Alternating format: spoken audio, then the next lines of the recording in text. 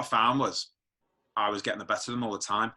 So then I started throwing the odd kick, and by changing the way I thought and actually fought, my technique, I was still really good.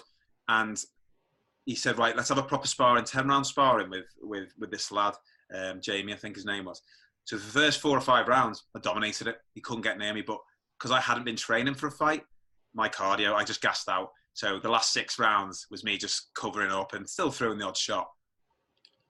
So my instructor goes, I think you should fight again. He said, if you put a proper camp in, I don't see anyone matching you. So then I had to kind of go face that fear. And that fear is kind of the fear of rejection, the fear of losing, the fear of looking like a fool in front of your friends, your family. But also, I've never been knocked out. And it was the fear that I'd get knocked out. And if that was my last ever fight, because I've only ever got beaten once in my whole of my career in a ring, that would be my last one, because I was already a winner. So it was that fear. But if we don't face that fear and we don't take risks, then we're never going to achieve anything. The biggest risk in life is by not taking one. So I faced that, and my first fight, after with a proper, I won. I won the next 4 or 5 local fights. I then started traveling the country, the UK, fighting on different shows and promotions. And then I got my first title, which was in Wales. I became the Welsh Open Series champion. I then went on to become English champion, and then English and British combined champion, which was great. And then I got that call, and that call was from the Great Britain squad. And they said, we've been at a few of your fights, we've watched you, we want you to try out for the World Championships in 2009 in Italy, in Pisa in Italy. And for me, this was like putting the universe back right. In 2004, it'd been robbed from me. I should have gone to Germany with them. I never thought I'd get back there. And here I am with that call, having this chance, having this opportunity to represent my country on a global stage. I put a 6-month camp in. I sacrificed my body, my family, my social life. I didn't see anyone. I wasn't going up there to make the numbers. Now, I didn't think, in my head, I wanted to win, but I wanted to place. I wanted to get on the podium. At no point did I think I'd go on to win it. You always have that in the back of your head, but realistically, with what I'd been through, probably not. So I'd get up at 5 o'clock in the morning. I kissed the kids on the head, because I got 2 by now, Josh and Hallie. I go to work and I train before work. I get into it. My boss was brilliant. On lunchtimes, he'd let me go to Liverpool and train in a MMA gym to work on whatever I needed to work on. I'd eat my tea, so my dinner in work, and then I'd go to my own gym to do weights, do sparring. At weekends, I'd travel down the whole length of the country to train with the Great Britain squad in a place called Nottingham. And I did this for 6 months. The upshot was I got selected to be part of that team. So on November 2009, I think it was November the 3rd, just gone, 11 years ago, I flew out with the Great Britain team for the World Championships in Pisa, Italy.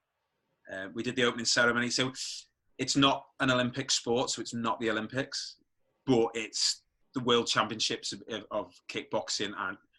And it was just, it was packed. Doing the opening ceremony, just stood there looking around, all the other teams following you in. So I can't believe I'm here, after everything I've been through. So then the fights came, they came quick and fast. So you have 3-round fights. I had 10 fights in 4 days. Wow. I know a lot of people go, only a 3-round fight. And I'm like, I'm having 10 fights. I had 11 fights getting into the final, but 10, if you had 10 to 12 rounds, you'd severe brain damage. I went into that fight, the final fight, on the Sunday in the grand final, with a broken right wrist and a fractured foot. I broke 3 of my bones in my foot. But it's adrenaline. Adrenaline gets you through it. You don't feel the pain. I often say when you win a fight, you don't feel anything. You have this huge euphoric moment. You're on cloud 9. You don't feel a thing. 3 days later, you're going, oh, when did I get hit there? If you lose, you feel everything instantly. Mm-hmm. I mean, and it's the world's on you. So went into that fight. Hard fight, really hard fight. I thought I had to knock him out because he was an Italian in Italy. And you watch all of the fights who you potentially will fight against. And in the semi-finals, he fought this big black French guy. He was a good fighter. I still think I would have beat him, but he would have been a tough fight. He dominated the fight, and the Italian got the decision. So that kind of turned everyone against the Italian team, because I hate stuff like that in combat sport. You see it in the UFC, you see it all over. Someone dominates a fight and the judges give it to someone else. And they do say don't leave it in the hand of the judges, but sometimes you just can't knock him out. So I went into this final against him, and I spent 3 rounds just absolutely dominating the fight. Teed off on him, took his head off, dropped him.